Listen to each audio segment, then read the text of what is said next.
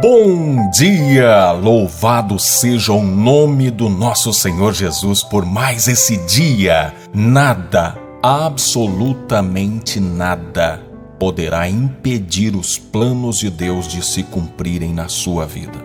Não importa qual seja a adversidade, Deus vai cumprir na sua vida todo o seu propósito. Hoje é segunda-feira, dia 24 de dezembro de 2018. Eu sou o Ney Santos e é com alegria que eu trago a palavra de hoje. Abra comigo a sua Bíblia no Evangelho segundo escreveu Lucas, capítulo 2, versos de 1 a 7. Naqueles dias, César Augusto publicou um decreto ordenando o recenseamento de todo o Império Romano. Este foi o primeiro recenseamento feito quando Quirino era governador da Síria, e todos iam para sua cidade natal a fim de alistar-se.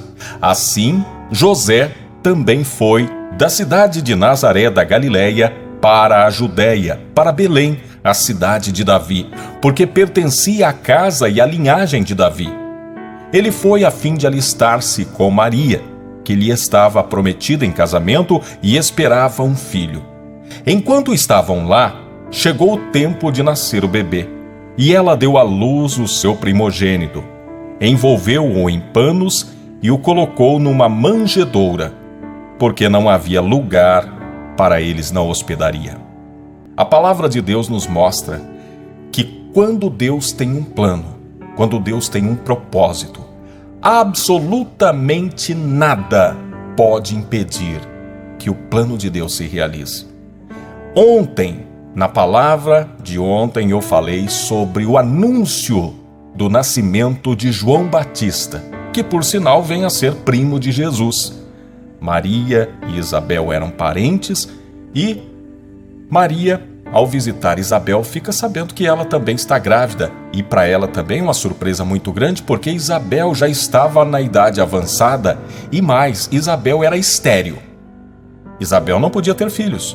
Muito menos numa idade avançada, ela e Zacarias.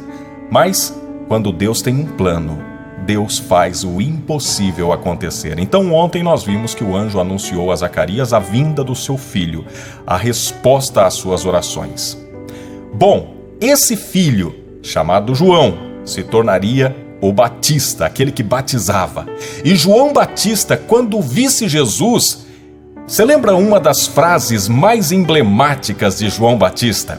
É aquela frase quando Jesus passa, João ao lado dos seus discípulos diz: "Eis o Cordeiro de Deus que tira o pecado do mundo." Essa foi uma das frases mais emblemáticas de João Batista.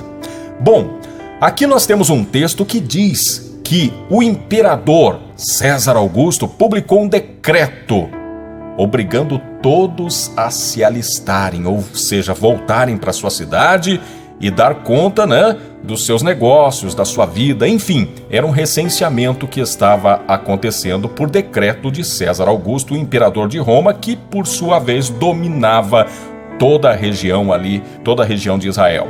E José teve que atravessar o país. Ele sai do norte, onde ficava Nazaré, na Galileia, e ele vai ao sul do país, ele vai para a Judéia.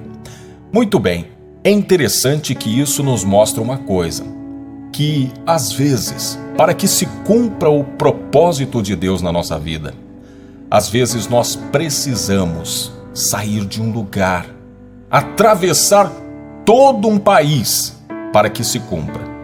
Agora, deixa eu te dizer uma coisa, isso não se faz por simplesmente receber uma palavra desse ou daquele. Isso se faz quando Deus determina, e quando Deus determina, Deus providencia condições e Deus faz com que isso aconteça sem traumas, sem situações de desgosto, de confusão, de brigas. E eu falo isso especialmente para que qualquer pessoa que receber uma palavra de sair de um lugar para ir para o outro, sem antes ter a mais plena convicção, certeza de que é de Deus, não vá brigando com a sua família, não vá fazendo confusão não, porque as coisas de Deus não nos levam para esses lugares de confusão. Às vezes, pessoas recebem palavras e acabam se enganando, porque algumas palavras não vêm da boca de Deus, vêm da emoção do homem. Mas às vezes, em algumas situações, Deus precisa sim nos tirar de um lugar e levar para o outro para que se cumpra a vontade dele. Mas a gente precisa estar sempre atento à voz do Espírito Santo, porque é essa que pode nos conduzir ao lugar da vontade de Deus. Então, o meu apelo a você: por favor, não vá tomar nenhuma decisão inconsequente na sua vida. Não vá atrás de promessas que você nem sabe se é de Deus.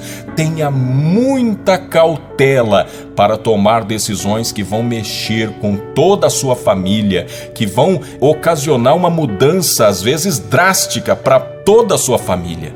Tenha muita cautela, tenha muita oração junto a Deus para que você não tome decisões erradas e depois ainda vá culpar Deus, que foi Deus que falou. Às vezes não. Às vezes nós é que somos afobados, nós é que fazemos as coisas que não era para ser feita naquele tempo. Eu vou dar um exemplo para você. Quando Deus pediu para Samuel ungir Davi, Samuel obedeceu, ungiu Davi. Davi recebeu a unção de rei, mas não foi no dia seguinte que ele subiu ao trono. Pelo contrário, Davi viveu uma grande etapa da sua vida, inclusive fugindo de Saul, para que então viesse se cumprir a palavra de Deus na vida dele. Foram muitos e muitos anos. Não foi assim a unção hoje e eu assumi o trono no dia seguinte, ou no mês seguinte, ou no ano seguinte. Não, demorou muito tempo. Então, a gente precisa ter cautela, ter calma e ter a certeza e a fé de que aquilo que é de Deus, Deus vai providenciar para que se cumpra.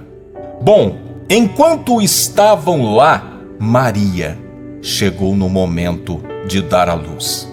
A palavra diz no verso 6, enquanto estavam lá, chegou o tempo de nascer o bebê, e ela deu à luz ao seu primogênito.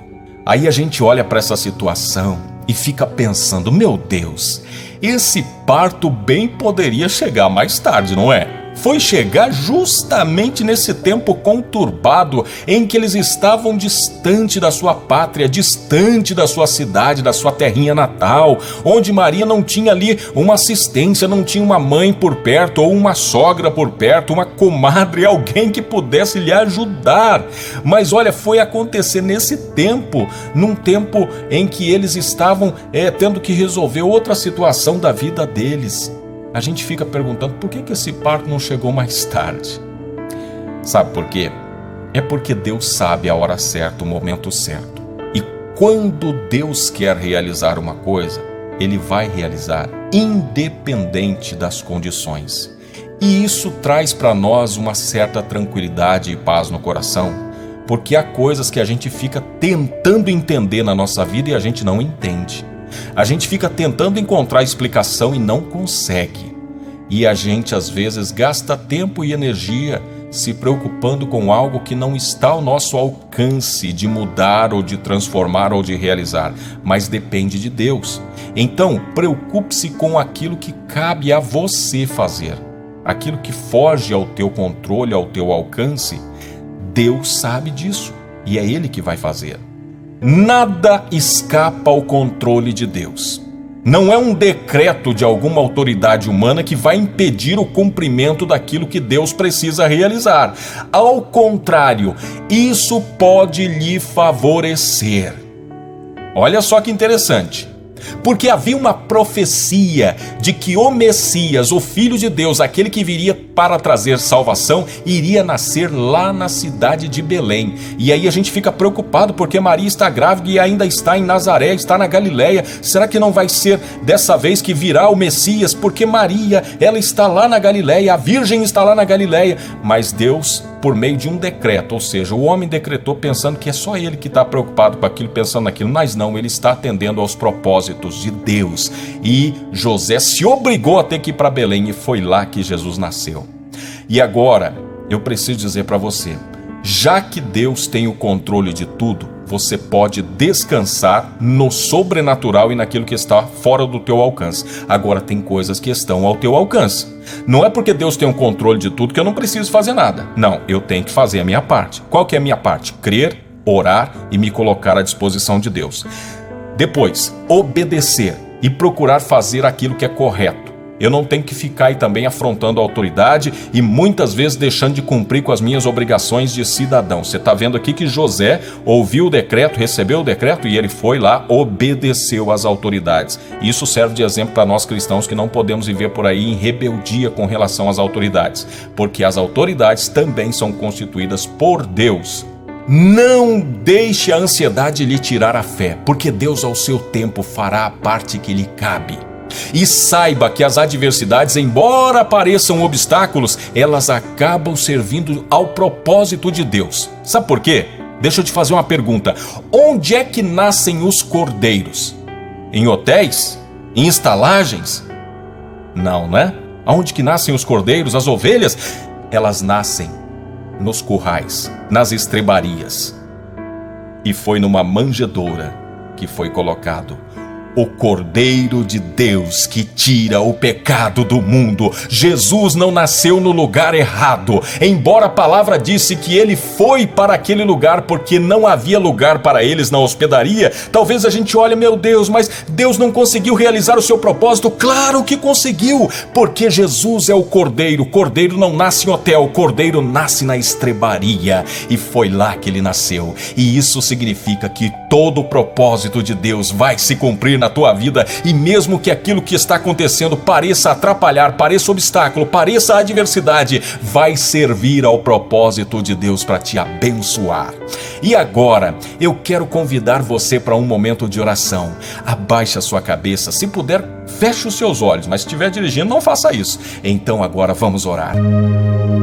Deus bondoso, de graça e misericórdia, eu te louvo, te agradeço por essa palavra que me traz confiança, me traz esperança e fé de que todo o teu propósito vai se cumprir na minha vida. Eu peço, ó Pai, aquieta o coração das pessoas que me ouvem agora, que talvez estão apreensivas, angustiadas, preocupadas com as coisas que estão acontecendo, que o Senhor possa colocar calma, paz e tranquilidade nesse coração, e que ela possa saber que agindo o Senhor, nada pode impedir de se cumprir aquilo que o Senhor tem para realizar nas nossas vidas. Que essa pessoa possa agora descansar, acreditando que o Senhor está no absoluto controle de todas as coisas, e que assim ela pode ter a certeza de que tudo vai ocorrer da forma que o Senhor quer. Meu Deus, eu peço que o Senhor coloque em cada coração essa paz que excede todo o entendimento humano,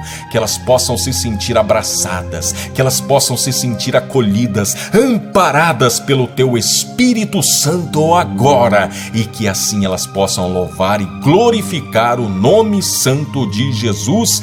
Amém, amém, meu Senhor. Agora eu tenho um pedido muito importante para você.